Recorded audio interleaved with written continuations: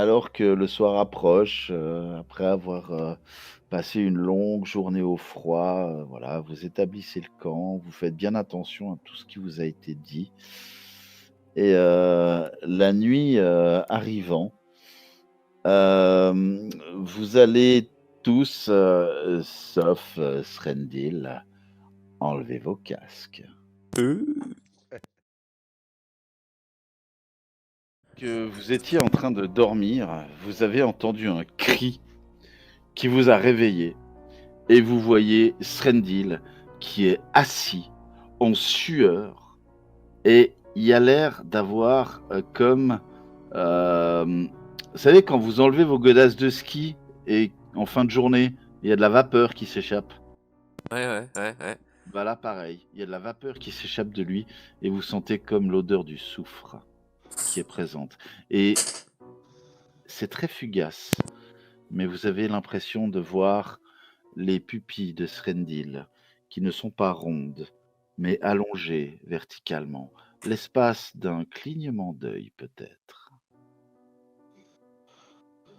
Srendil, est-ce que ça va? Je respire très, très, très, très fort. Ah. Ah. Ah, j'ai de nouveau été mis en contact avec Langdon. Et là où je l'ai défait la dernière fois, assez facilement, cette fois, il a brûlé mes chairs et annihilé ma vie. Alors, moi, je vais, du coup, essayer de prendre, une serviette ou un bout d'étoffe qu'on a, aller chercher de la neige dehors et puis, m'occuper de Srendil, d'éponger un peu, de le sculpter aussi, voir s'il est vraiment blessé, vu qu'il fumait. Il n'est pas blessé, mais effectivement, tu sens qu'il y a comme une odeur de soufre qui émane de lui, enfin pas de lui, mais qui est collée à lui, si tu veux. Comme quand toi tu OK. sens le feu quand tu reviens d'avoir fait des grillades en forêt. Tu vois? Tu OK. sais qu'il a été exposé à quelque chose et puis il y a l'odeur qui est attachée à lui. C'est pas une odeur qui émane de sa propre personne, mais c'est une odeur qui s'est attachée à lui, voilà, comme à tes cheveux quand tu es à côté d'un feu, quoi. OK. Et j'aimerais quand même, le sculpter en ayant en tête, est-ce qu'il a l'air de souffrir d'un manque de sommeil vraiment? Non, Vu que ça fait la pas deuxième nuit quand même. pas plus que vous, OK, enfin pas plus que les autres, on va dire, que vous autres, voilà. OK. Et effectivement son cœur, bat comme s'il venait de combattre. Sredil, est-ce que Langdon t'a dit quelque chose? Absolument rien. Pas eu le temps. La bagarre a commencé direct. J'aurais bien voulu essayer de lui parler, mais j'ai bien compris que c'était pas le moment. Mais il t'attaque via des rêves, tu as l'impression que c'est magique? J'en sais rien. Je suis à chaque fois transporté dans sa caverne. J'avance, il est là. Je vois à chaque fois un point faible dans lequel je peux m'immiscer plus facilement, mais là où la première fois j'ai réussi très facilement à toucher ce point faible, j'ai complètement échoué cette fois-ci. Et j'ai été victime de son souffle. Qu'il essaierait pas de te troubler par ses visions? Je sais même pas si c'est lui qui me les envoie. Je peux pas être sûr, j'en sais rien.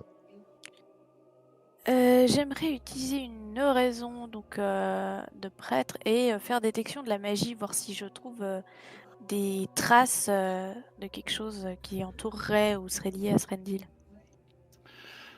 Alors, tu peux utiliser donc l'oraison sans autre, tu n'as pas besoin de faire de jet de concentration vu que tu n'es pas dans une situation stressante et ça te semble étrange, en ceci que c'est pas de la magie, dans le sens c'est pas un sort. Tu sens qu'il y a comme une magie sous-jacente, effectivement, qui est à l'œuvre en Srendil. Mais, tu n'identifies pas la nature de cette magie. Enfin, je veux dire, oui, il y a une nature draconique derrière, bien évidemment, ça tu le sens, mais tu ne peux pas dire si quelqu'un a ça a pas l'air d'être un rituel, ça n'a pas l'air d'être un sort, ça n'a pas l'air d'être l'effet d'une malédiction, ça a l'air d'être autre chose. Ok, bah alors je vais en faire part à mes amis. Je sens qu'il y a bien quelque chose. Il y a quelque chose qui est lié à toi, qui est attaché à toi, mais ce n'est pas un sort ou une malédiction ou comme ce qu'on rencontrerait conventionnellement. C'est autre chose, mais je sens bien qu'il y a quelque chose. Ce n'est pas de simples rêves dont tu vis l'expérience. J'ai bien l'impression aussi. Ce serait pas ta nature draconique, tout simplement, qui s'éveillerait au contact d'autres dragons? C'est possible. Honnêtement, je sais pas quoi dire. Ça va tellement vite à chaque fois. Mais est-ce que tu te sens gagner en pouvoir? Est-ce que tu te sens te changer en dragon comme tu l'avais fait? MJ, Difficile à dire. Tu sens effectivement qu'il y a une puissance en toi et ce qui te semble étrange, c'est de savoir, en voyant ce dragon en face de toi, quels sont ses points faibles.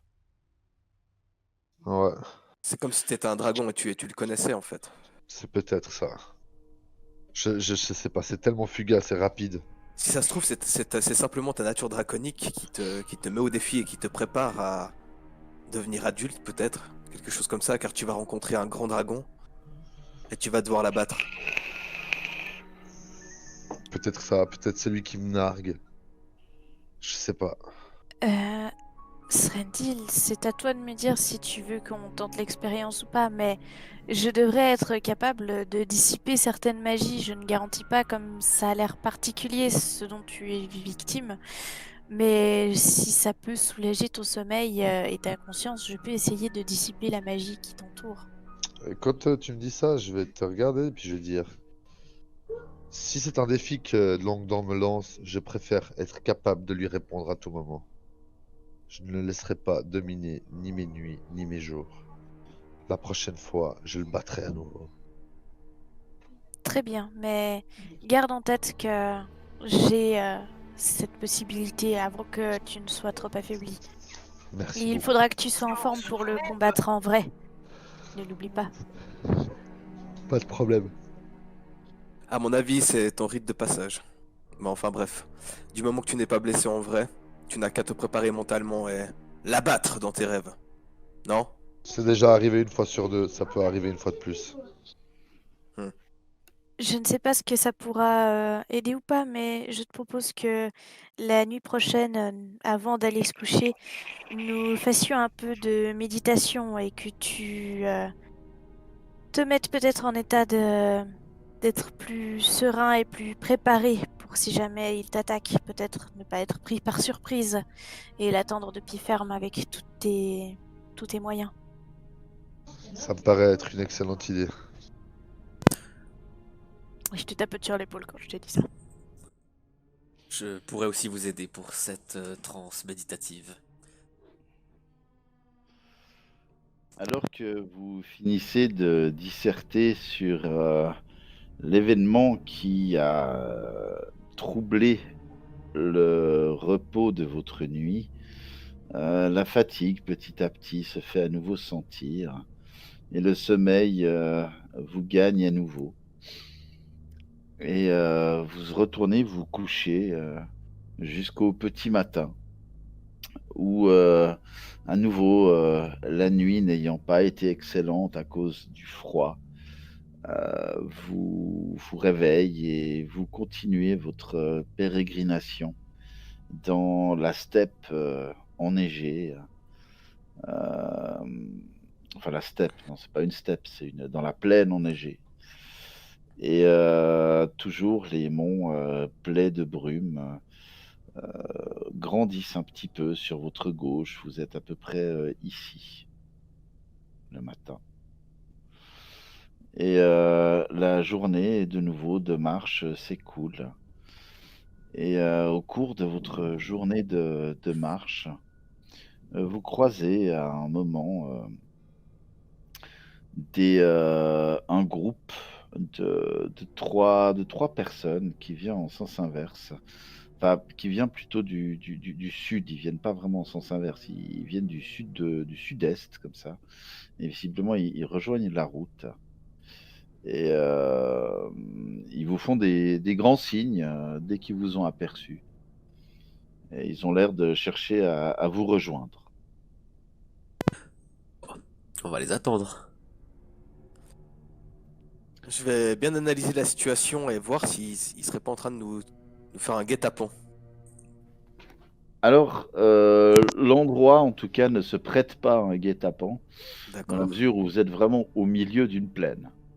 Bon, Alors, on à a vu moins surtout ce qu'il y qui ait se passe des à... gars qui aient creusé des trous dans la neige et qui se soient planqués dans la neige, il y a peu de chances qu'il y ait un guet-apens à cet endroit-là. T'as jamais vu Rambo, toi. Si. Mais donc effectivement, les gars se rapprochent et puis ils ressemblent plus à des trappeurs comme ceux que Rokan et toi aviez croisés, en fait. Ah oui. C'est pas les mêmes, mais c'est ce genre de gars-là. Et puis ils s'approchent petit à petit et puis vous voyez effectivement qu'ils sont armés, mais bon, il y en a un qui a son arc, qui est dans son dos, qui n'est pas bandé. Il y en a un autre, il a une hache, mais qui pend à son côté. Et puis le troisième lui, un grand épieu. Puis bon, bah, il est bien obligé de le porter, donc, mais il s'en sert pour s'appuyer, pour pas être déséquilibré par la neige. C'est un gars qui a l'air d'âge mûr, avec deux plus jeunes. Et il s'approche de vous. Voilà. Oh là, voyageur! Voilà à vous. Euh, ça fait plaisir de voir du monde. Waouh! C'est, cet hiver est rude et il me semble vachement bizarre par rapport aux autres années. Comment ça, bizarre? Ben, il y a des amis à nous, de notre tribu là, qui ont vu, semble-t-il des géants. Bon, ça me semble bizarre. Normalement, ils descendent pas aussi loin. Oui, ils ont mené un assaut sur le village de Pointe-Sable. Sérieux, jusque là en bas? Oui, mais Pointe-Sable a pu les repousser. Ah, Non parbleu, sans, ouais. non sans quelques victimes, bien sûr. Ah bah ça, on se frotte pas à des géants, ou des géants viennent pas se frotter, sans qu'on ait deux trois pertes. Eh oui. Ouais, bah, ça expliquerait aussi pourquoi on trouve moins de gibier.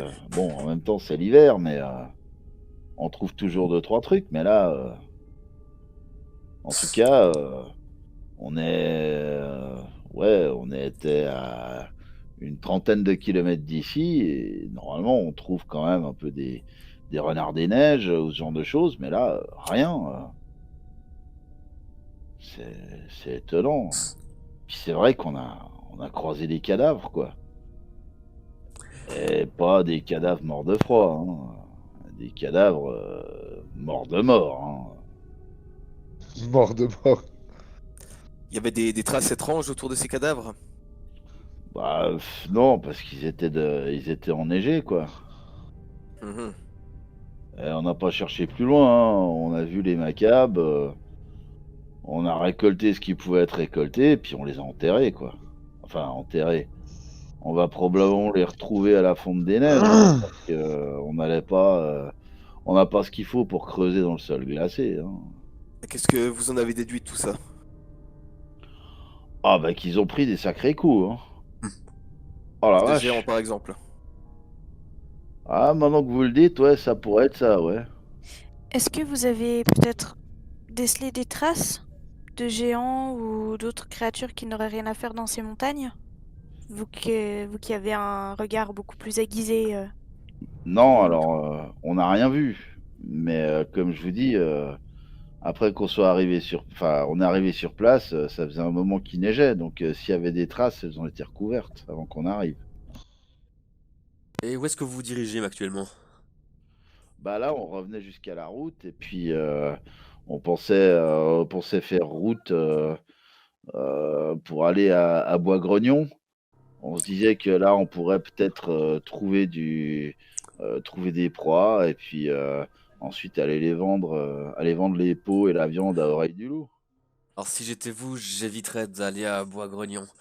Il y a plusieurs géants qui ont été aperçus dans ces régions et ils vont probablement éviter les cités comme Galdurie. Donc, vu qu'ils remontent certainement vers le nord, à votre place, j'éviterais ces bois. Alors le vieux Sir Jim aurait eu raison. Qui ça? Le vieux Sir Jim, c'est un gars de notre tribu justement qui a entendu d'un marchand sur la route, Mora, qui lui a dit ça quoi. Qui lui a dit quoi? Bah qu'il y aurait des géants par là-bas aussi. Ah ah. Ouais, si possible, allez plutôt dans des villages ou des villes. Ils vont éviter ce genre d'endroit. Mais Oui, car le raid sur Point de Sable n'était pas le seul. Il y a une opération de grande envergure qui s'est faite vers tout le littoral, si j'ai bien compris. Et ils sont, l'opération étant sans doute terminée partout, ils vont remonter en direction des escaliers de Storval. Vous feriez mieux de vous méfier de tout ce qui est dans cette route, surtout si c'est des coins un peu escarpés et reculés. Essayez peut-être de vous réfugier en ville. Ça vaudrait mieux. on aimerait bien, mais le problème c'est qu'il faut bien qu'on vive. Il faut qu'on ait des peaux et de la viande. C'est l'affaire de quelques jours, mais parce que comme nous disons, nous sommes à la poursuite de ces géants, mais ils ne font que passer. Je pense que derrière nous, il n'y a plus à s'inquiéter, mais vers les bois grognons, je ne sais pas. Peut-être y en a-t-il encore. Bon, alors on va retourner au sud. Il vaut Euh, mieux. Sur la route que nous avons prise, à peu près une journée de marche, il y a une petite chaumière. Vous pourrez prendre le gîte et le couvert. Bon, on va y aller. On pourra peut-être échanger des trucs avec eux. Je pense bien. Bon, Alors, je pense que si vous êtes capable de les aider et qu'ils ont aussi des choses pour faire du troc avec vous, ce ne sera pas de refus. Ils ont aussi connu une victime par le passage justement de ces géants. ah, mais vous parlez de la ferme de Nagla Tout à fait, oui. et c'est qui a morflé? C'est le père. Oh C'est non, Nagla père. oh non, c'était le roi des bons types, lui.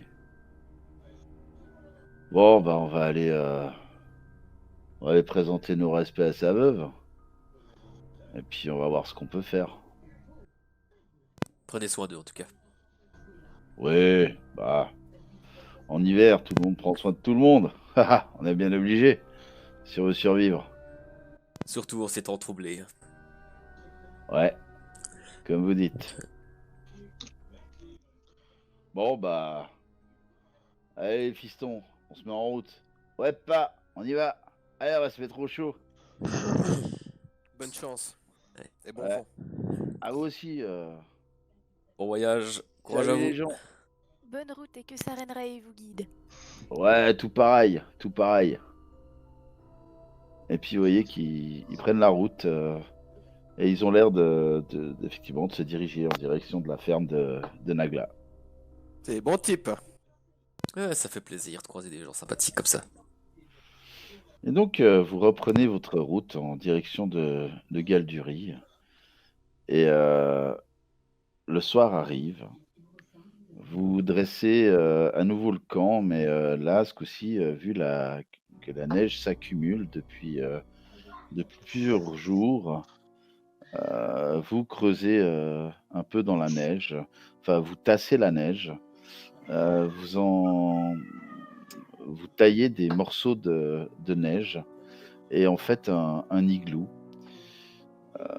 Vous n'oubliez pas de faire la rigole pour le froid à l'intérieur et vous laissez 2 bougies allumées, ce qui permet d'avoir une température positive à l'intérieur de l'igloo Et donc, vous commencez à vous endormir. Non, on fait de la méditation avec Srendil. Exactement. C'est Vous juste. faites de la C'est ce qu'on méditation avait avec dit. Srendil. Ok. Alors Je... donc, vous méditez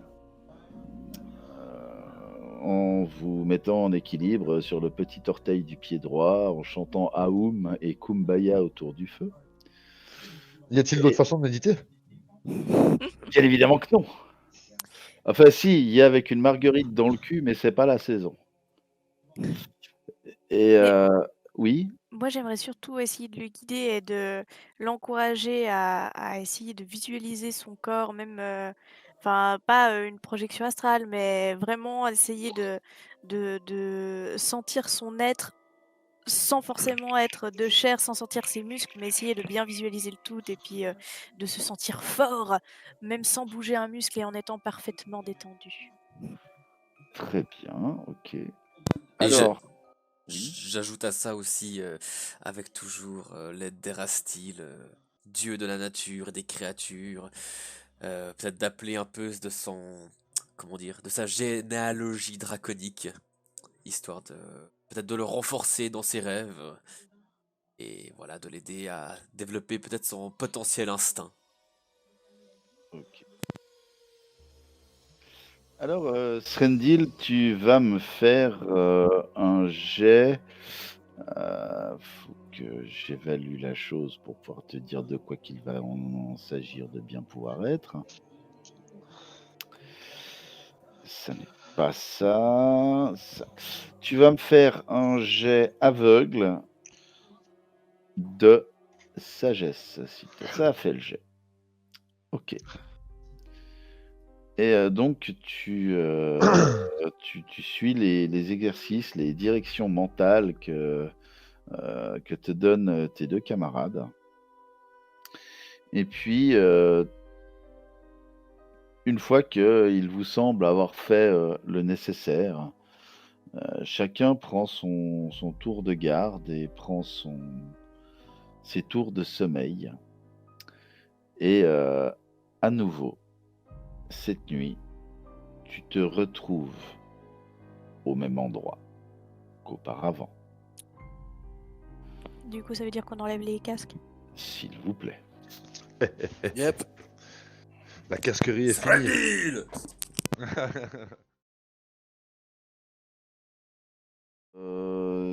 Srendil, est-ce que quelque chose de particulier? Ben, je vais déjà commencer par réveiller mes camarades. Bien. Vous étiez en train de dormir profondément alors que Strendil vous réveille. Ouais, quoi? Gobelin. Quoi Debout, encore? debout, debout. Ça m'est arrivé encore. Et comment ça va? Disons que cette fois, je n'ai pas rencontré Longdon. J'ai pris soin de tout faire pour l'éviter. J'ai pu pénétrer plus avant dans la grotte dans laquelle nous nous trouvions car je ressentais comme le besoin d'aller plus loin. Et ce que j'y ai trouvé est tout simplement ahurissant. Il y Oh. avait là un cadavre de dragon enfoui à moitié dans un trésor au milieu d'un tas d'ossements. Le dragon tenait en ses mains un livre sur lequel était écrit Codex des dragons de bronze. Oula. Au moment où je l'ai touché, le livre s'est ouvert et j'ai pu y voir bon nombre de noms, une liste, peut-être une généalogie, certainement de plusieurs dragons de bronze. Les pages ont défilé jusqu'à ce que le livre s'arrête sur mon nom. Et c'est à ce moment-là que j'ai entendu un rugissement des plus violents, comme je n'en avais jamais entendu. Et quand je suis revenu, MJ, Oui, est-ce que maman est toujours draconique? oui, oui. Et que je leur montre, et quand j'en suis revenu, je portais ceci. Et vous voyez que sa main, effectivement, jusqu'à peut-être 10-15 cm plus loin que le poignet, sa main gauche est recouverte d'écailles et il y a des griffes au bout de sa main. Waouh. Alors, je sculpte déjà et je palpe et puis je lui demande, ça te fait mal? Ça te fait mal. Puis j'essaye de voir et de comprendre. Alors, MJ, est-ce que là ça me fait mal? tu... Là ça me fait mal? Là ça me fait mal? Alors, non, non et non. Mais en revanche, effectivement, tu sens un petit peu moins.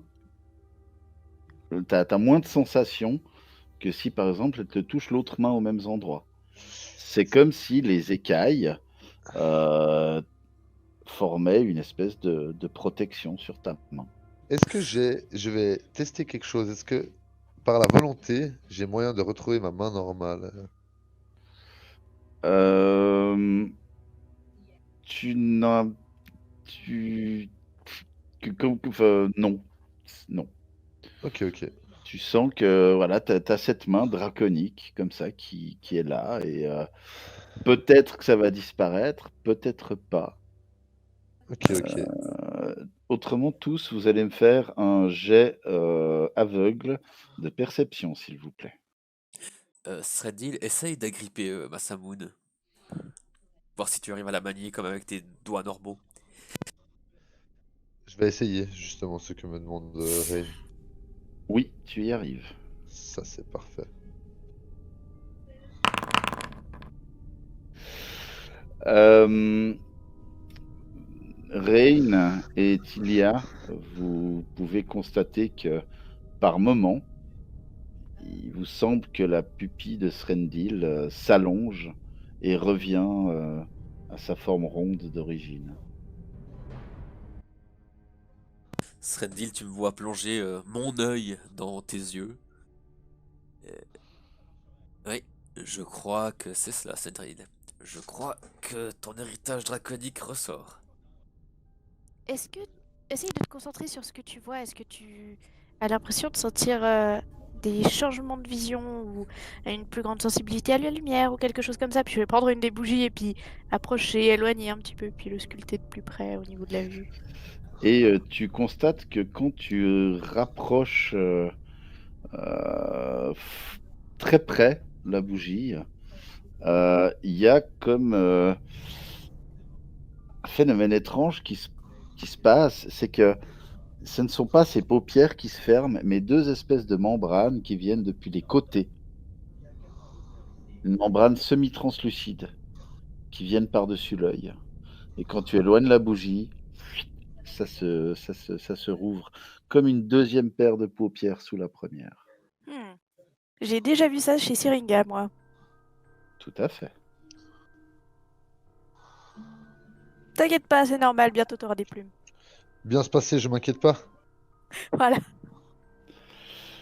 Et donc, après ces diverses auscultations, si vous n'avez pas d'autres questions, bien évidemment, la nuit continue de s'écouler, froide, mais sereine.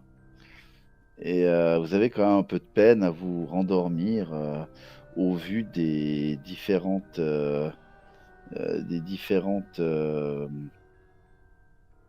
choses que vous avez vues, que vous avez découvertes au sujet de votre camarade.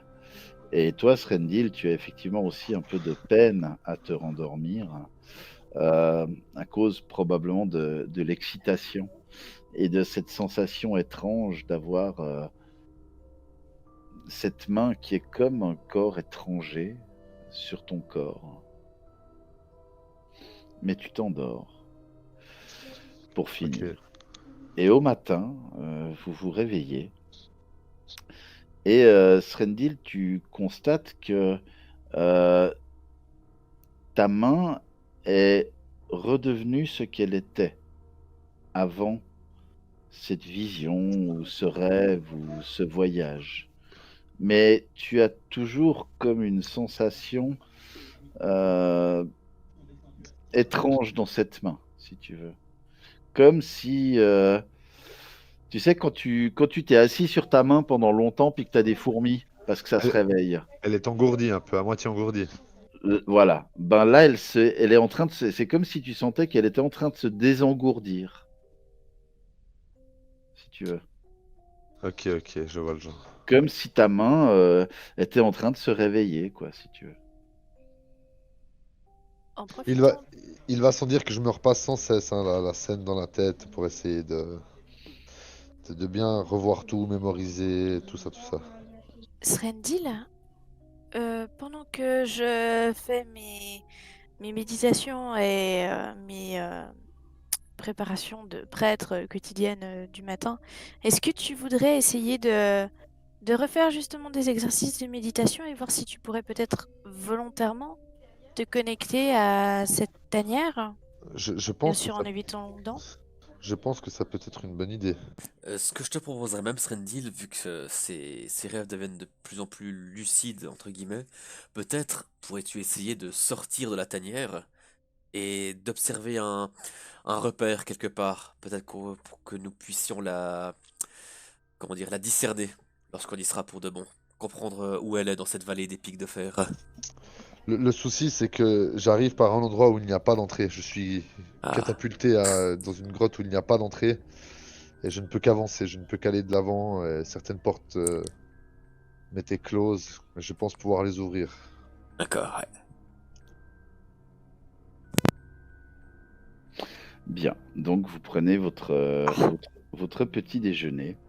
Vous procédez à vos diverses méditations. Et vous reprenez la route gentiment pendant la journée. Et là, vous avez dépassé le bas des monts de brume qui se trouvent à l'ouest de votre position. Et alors que la journée est bien avancée, que la nuit s'apprête à tomber, à quelques distances de là, en contrebas, vous discernez des lumières. Les lumières d'une petite ville en dehors de laquelle se trouve une grande bâtisse qui ressemble à une forteresse. Vous identifiez ce qui est probablement la ville de Galdurie.